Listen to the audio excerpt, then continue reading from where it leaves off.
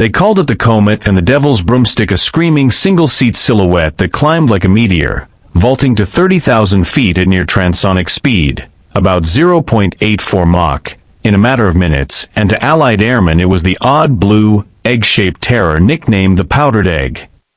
Yet for all the breathless nicknames and the terrifying performance numbers, the Me-163B would come to be judged by post-war historians not as the harbinger of a new age in air combat, but as one of that age's great engineering misadventures, brilliant in concept, catastrophic in practice.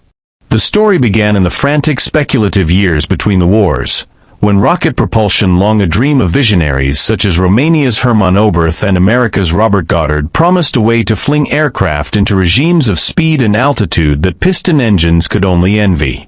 Germany moved faster than most. Crude Opel and Espenlaub rocket gliders of the late 1920s gave way to a hush-hush army program under Captain, later General Walter Dornberger, who marshaled talents such as Werner von Braun on the missile side and for the aircraft, a triumvirate of minds that would shape the Komet. Alexander Lippisch, the glider genius whose aerodynamic mastery produced a short wing, high lift layout; Helmuth Walter, the chemist engineer who coaxed a workable liquid rocket motor into existence; and Willy Messerschmitt, whose production lines could, in theory, turn design into numbers. All of this work took place at Kummersdorf and other secret sites where documents were literally burned before reading, and where the program's priority was oddly low compared with Germany's bomber and fighter efforts. The technical heart of the problem was fuel. The Me-163's power plant required a pair of savage, corrosive propellants T-Stoff, a highly concentrated hydrogen peroxide mixture, and Z-Stoff, a reactive cocktail of permanganate plus alcohols and hydrazine derivatives that produced an impressive 600 to 800 pounds of thrust in the small combustion chamber, but would eat tanks, suits, and skin if handled improperly, and could detonate if ever mixed prematurely. Those practicalities dictated maddening constraints. T-Stoff had to be stored in aluminum to avoid violent corrosion of other materials. Z-Stoff attacked aluminum and demanded glass containers. Loading the fragile, highly pressurized propellants onto a fighter on a forward strip was an operation that bordered on ritual and was, all too often, fatally unreliable. In short, the Komet embodied a terrible paradox, an interceptor of breathtaking climb and speed that, in operational terms, was a walking, or rather flying death trap. Short endurance, perilous fueling, primitive landing arrangements that forced pilots into glide recoveries, and a logistics tale that made routine sorties hazardous. It was a brilliant, terrifying experiment, one that promised to rewrite air combat on paper, and then, in the sky, proved itself an expensive, tragic dead end. The development of Germany's early rocket-powered aircraft was as perilous as it was pioneering, fraught with danger at every turn. The engines, initially tested in the fuselage of an He-112 fighter, proved devastatingly unstable. Both of the first two prototypes were destroyed during testing. In March 1937, ace test pilot Erich Warsitz, undaunted by the prior failures, climbed into the cockpit, wedged between the precarious alcohol and liquid oxygen tanks that would fuel the rocket engine. To mitigate risk, the aircraft employed a conventional Junkers Jumo piston engine for takeoff, a temporary safety measure that allowed Warsitz to taxi and lift off under familiar power before attempting to ignite the new technology. Fastening his straps, meticulously running through his checklist, and following Werner von Braun's detailed instructions, Warsitz ignited the rocket engine and the aircraft instantly exploded. Miraculously, he was flung free of the wreckage, surviving with only minor cuts and bruises, a testament both to his skill and sheer luck. Undeterred, Warsitz tried again in late April 1937, this time in a new He-112 equipped with a Daimler-Benz engine.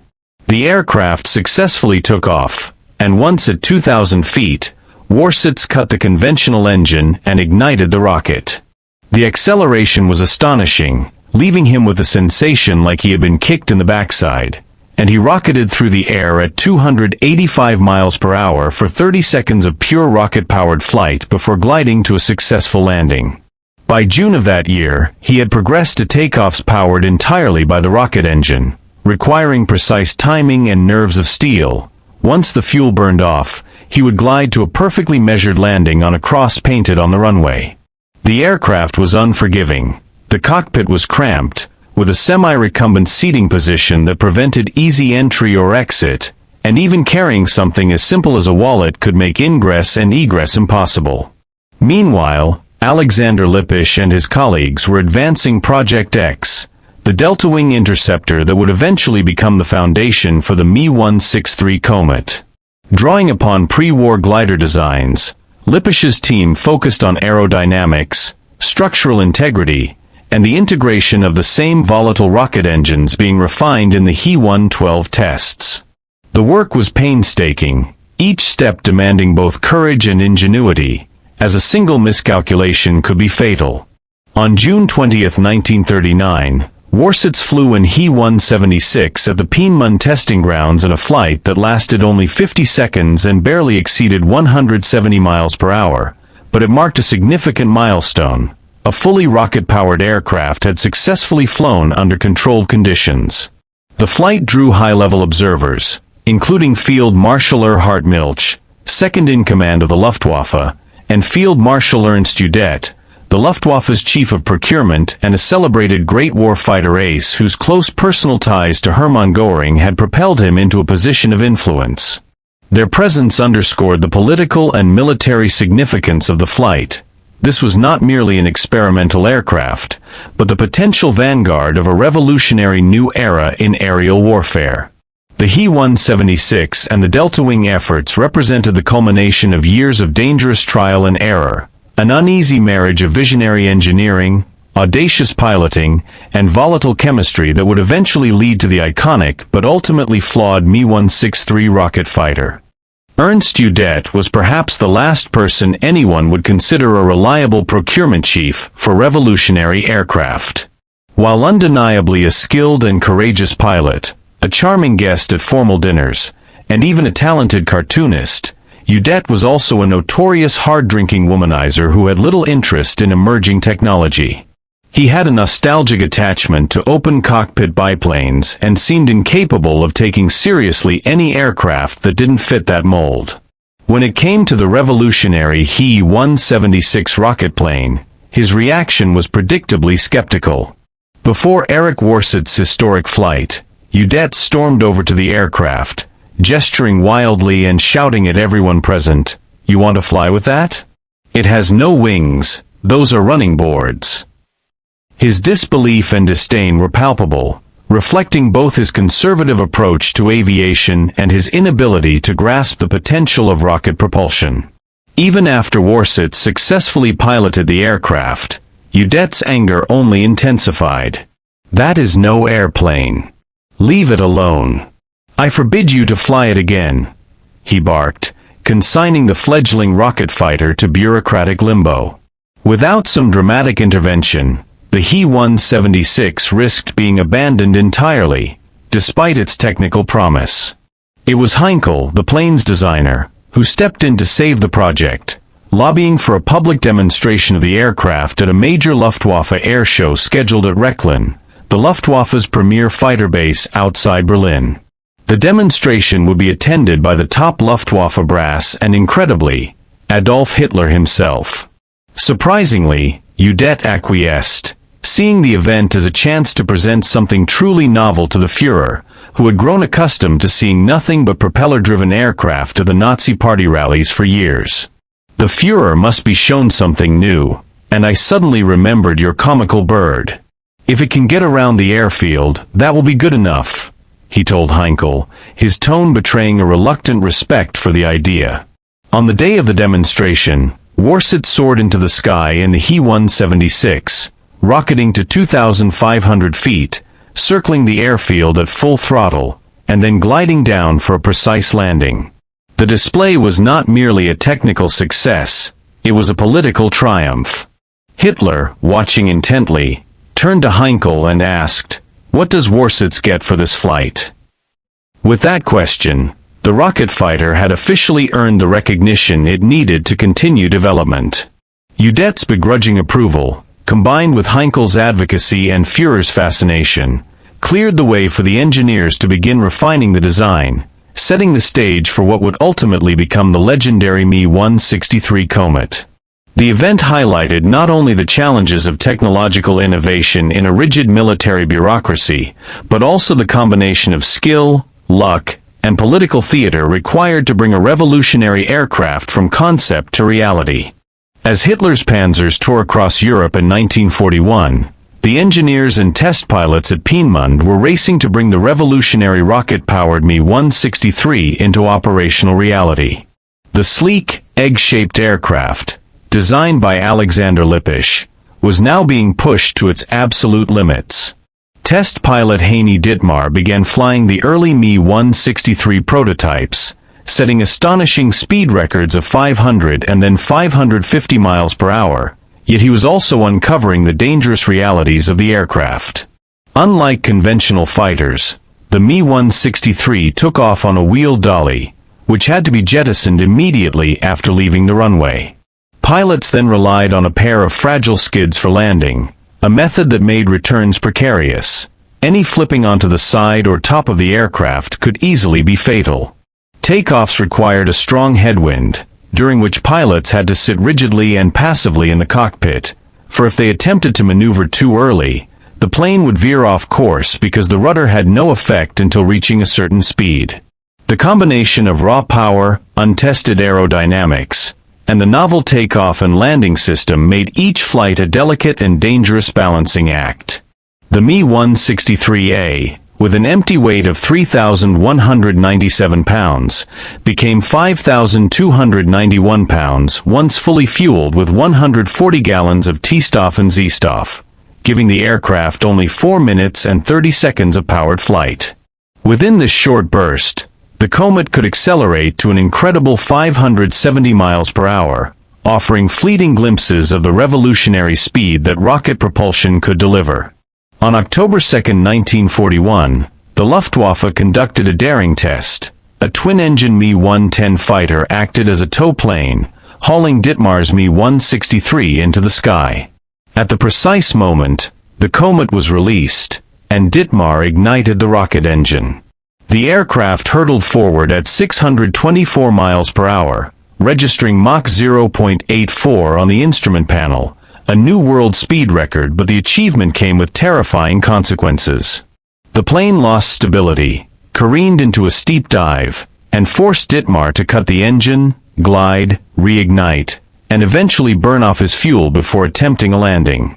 Each maneuver was a high-stakes test of skill, nerve, and luck. Back in Berlin, the results electrified the Luftwaffe leadership. Even Ernst Udet, who was battling a deep depression that would tragically culminate in his suicide just weeks later, could not contain his excitement. He immediately demanded that a combat-ready version of the Me-163 be developed, envisioning an aircraft that could dominate the skies with unprecedented speed. Lippisch eagerly set to work, but the Komet remained plagued by critical issues. It had a notorious tendency to plunge into uncontrollable dives, leaving pilots with no reliable means to recover. Emergency bailouts were virtually impossible, and the volatile T-Stoff and Z-Stoff fuels frequently detonated spontaneously, posing constant risk both on the ground and in the air. To compound these dangers, the prototype Me-163A was completely unarmed, a beautifully fast but essentially defenseless aircraft. Despite these formidable challenges, the engineers pressed on, determined to convert Lippisch's radical design into a weapon capable of reshaping aerial combat, even as the shadow of its inherent dangers loomed over every test flight. The German engineer solution to the Me-163's many flaws was the Me-163B, a redesigned and improved rocket fighter that addressed several of the prototype's deadliest issues. The Me-163B featured a slightly different engine, engineered to be less prone to the catastrophic explosions that had plagued earlier flights, and parachute packs were added for pilots in case they needed to hit the silk. The ailerons were strengthened and redesigned to prevent the uncontrollable dives that had so frequently endangered test pilots.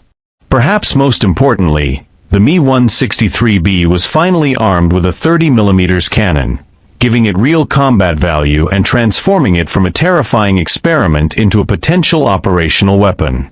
These modifications represented a careful balancing act between speed, maneuverability, and survivability, but the plane remained inherently dangerous and highly temperamental. By December 1941, the Me-163B had become the focus of intensive test flights at Peenemünde, with Haney Dittmar joined by another ace pilot and glider specialist, Rudolf Pitzopitz. During 1942, the two men rigorously tested the aircraft, often encountering mixed results. One particularly memorable flight ended with Opitz's plane landing awkwardly in a turnip field, leaving him unscathed but the aircraft damaged. Dittmar, on the other hand, experienced a much more serious mishap. Although the new ailerons performed as designed, his plane stalled at just 12 feet above the ground in front of Lippisch and his engineering team, resulting in a catastrophic crash that left him hospitalized for nearly 2 years. Ground crews faced their own perils, as the Me-163B required the handling of its highly volatile fuels T-Stoff and Z-Stoff, which were colorless, corrosive, and prone to explosive reactions if mixed. The crews, known as the Black Men for their distinctive protective uniforms, endured constant risk. On one tragic occasion, a crewman accidentally poured one fuel into a tank that still contained traces of the other, instantly killing him and destroying the surrounding shed in a fiery explosion. Throughout 1943, test pilots continued to struggle with the Me-163B. Flights frequently bordered on disasters, as the aircraft's incredible speed and unique handling characteristics left very little margin for error. Despite these hazards, the Luftwaffe ultimately accepted the Me-163B for production. On the Messerschmitt assembly lines, slave laborers, or Sklavenarbeiter, were pressed into service to produce the planes, marking the transition from experimental aircraft to a tangible, if dangerous, weapon of war. Among the pilots selected to master the new aircraft was Hanna Reitsch, Germany's foremost aviator and one of the few women to hold a position of prominence in a male-dominated Luftwaffe. Reitsch was not only technically brilliant, having won multiple gliding championships and flown every type of aircraft imaginable, but also politically valuable, a devoted Nazi and recipient of the Knight's Cross from Hitler himself. Her selection to fly the Me-163B thus served both operational and propaganda purposes. Reitsch initially experienced remarkable success, flying 4 production Me-163Bs with ease and describing the sensation as like being shot out of a cannon. But her 5th flight ended in catastrophe, highlighting once again the inherent dangers of the rocket fighter. During the test, a tow plane, a Me-110 hauling her Komet into the air, failed to release the undercarriage dolly at 30 feet as intended. Reitsch was unaware of the problem until the tow plane's pilot attempted to manipulate the dolly, prompting her to climb to 10,000 feet to jettison it manually. When she fired the engine, the plane immediately developed severe vibrations caused by the lodged dolly.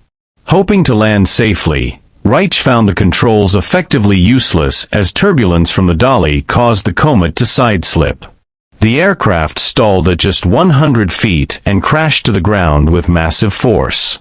The impact left Reitsch with 6 skull fractures and a displaced upper jawbone, underscoring the terrifying volatility of the Me-163B and the extraordinary courage and risk of the pilots who flew it. This series of events highlighted that while the Me-163B had solved many of the technical issues of its predecessor, it remained a perilous and unforgiving aircraft, a marvel of engineering that exacted a near-constant toll on those daring enough to test its capabilities. Testing of the Me-163 progressed from harrowing to outright tragic, revealing the terrifying risks that came with handling such a revolutionary, yet unstable, aircraft. One such incident involved Lieutenant Joseph Pose, who climbed into a Me-163A and ignited the rocket engine. Almost immediately, disaster struck.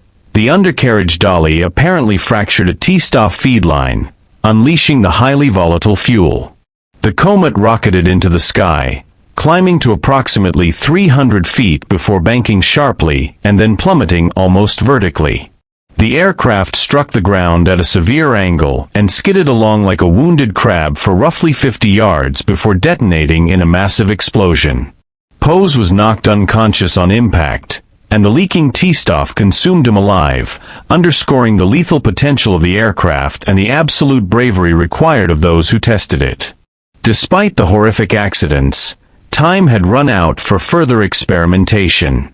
By the mid-1940s, the Allied bombing campaign was devastating German cities, factories, and critical infrastructure day and night, and the D-Day invasion loomed on the horizon. The Luftwaffe, recognizing the strategic urgency, pressed forward with full-scale deployment of the Me-163. Orders were placed for 1,000 Komets to be built, and the aircraft was formally assigned to operational units. Among the first was Jägerschwader 400, JG-400, or Fighter Wing 400, which received the Me-163BS equipped with newly developed technologies.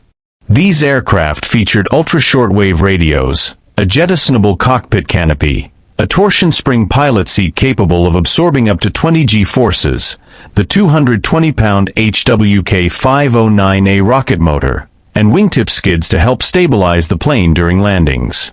Each modification was designed to maximize performance, while attempting to mitigate the extreme dangers of rocket-powered flight. JG-400 officially began operations in July 1944 at Brandis, near Leipzig, with the primary mission of defending the Luna oil refinery, one of Nazi Germany's most vital industrial targets. The unit was divided into 2 squadrons and quickly sent into combat. The Me-163s made their first operational appearance on July 28, 1944, during an American bomber raid. Their target was B-17 Flying Fortresses.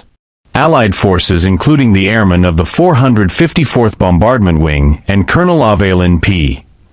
Taken, Junior's 359th Fighter Group's P-51 Mustangs were astonished at the sight of the fast, egg-shaped plane streaking across the sky. The Me-163s would approach at speeds of 560 miles per hour, far exceeding the bomber's cruising speed of 220 miles per hour. The Germans fired bursts at the defending Mustangs before diving away, and although the P-51s attempted to intercept, their propeller-driven aircraft could not match the Komet's incredible velocity. However, the pilots of JG-400 soon realized that speed alone did not guarantee success in combat. Their 36 Komets faced a paradox. The aircraft were too fast to effectively aim their 30mm cannon, often passing by the B-17s at 340 miles per hour, giving them more chance of colliding than hitting their targets. The cannons themselves were notoriously unreliable, requiring exceptional skill and timing to achieve a successful strike. Despite these limitations, the pilots experimented with various attack techniques, including diving and looping maneuvers, but their success remained limited. It was not until August 5, 1944, that JG-400 managed a notable achievement. 3 Komets executed coordinated attacks on 3 P-51 Mustangs, shooting them down at nearly point-blank range. This engagement demonstrated the lethal potential of the Me-163 when all variables aligned, yet it also highlighted how difficult it was to turn raw speed and firepower into consistent combat effectiveness. The Me-163B thus embodied both the brilliance and the futility of wartime innovation, a revolutionary aircraft that pushed the limits of physics, engineering, and human courage, yet remained a weapon of extreme risk, whose operational impact was limited by its own technological extremes. On August 16, 1944, the legendary powdered eggs, as the Americans called the Me-163B Komets for their distinctive blue color and egg-shaped fuselage, scrambled to intercept a formation of B-17 bombers headed for Leipzig. Accompanying the bombers were the familiar P-51 Mustangs of the 359th Fighter Group. The Komets climbed to a staggering 28,000 feet, cutting their engines approximately 400 yards behind a straggling B-17, ready to unleash their devastating speed and firepower. But the Americans were alert. Lieutenant Colonel John B. Murphy and his wingman, Lieutenant Cyril Jones, quickly maneuvered their P-51s to intercept. One Komet overshot the target, creating a fleeting opportunity. Jones fired a deflection shot, shattering the canopy, while Murphy expertly stayed inside the Komet's turn and fired, sending the powdered egg into a violent explosion, the first confirmed kill of a Me-163B. It was a dramatic moment that showcased both the raw potential and inherent danger of the aircraft. JG-400 pilots quickly realized that their Me-163s, though incredibly fast, were limited in practical combat. With speeds exceeding 560 miles per hour, pilots could only aim and fire at a bomber for 2.5 minutes before overshooting their target. The unit had its most successful day on August 24, 1944, when Sergeant Schubert claimed 3 B-17s in a single sortie. His wing-mounted camera confirmed the kills, a rare moment of triumph. Tragically, these would be the only confirmed victories of Schubert's career. His Komet exploded during takeoff just a few days later, underscoring the ever-present risk of handling the volatile aircraft. Despite these fleeting successes, the United States Army Air Forces quickly took measures to counter the Me-163 threat. A week after Murphy and Jones' engagement, American bombers targeted the Z-Stoff factory in Kiel, a critical component of the Komet's fueling system, shutting it down and effectively limiting future sorties. From August 1944 to March 1945, JG-400 saw little success, with their only other claim being a single damaged Royal Air Force Mosquito. By the time V-Day arrived, the Me-163 had accounted for a mere 16 Allied aircraft, and JG-400 was disbanded before the end of the war, a stark contrast to the high expectations initially set for the revolutionary rocket fighter. When the British Army advanced into Germany, they captured 48 intact Komets out of the 350 produced. The Royal Air Force took some back to Farnborough for testing as unpowered gliders, while about 10 were eventually restored for museums around the world. One Komet found its way to Canada, where inspection revealed it had been sabotaged on the assembly line by Sklavenarbeiter. Slave laborers' stones were placed between the fuel tanks and their supporting straps, the wings were assembled with contaminated glue, and patriotic French slogans were inscribed inside the fuselage, a subtle but defiant act of resistance against the Nazi war machine. Yet, the story of the Me-163 was far from over. The Luftwaffe, seeking to share its technological marvel with its ally Japan, shipped a complete set of plans along with a prototype Me-163 to Japanese engineers via U-boat.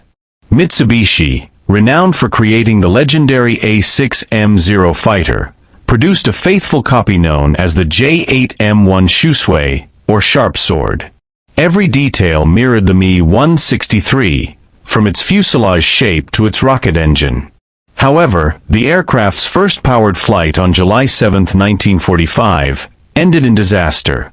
The engine failed, and the plane crashed on takeoff, echoing the Me-163's legacy as a revolutionary but deeply flawed weapon.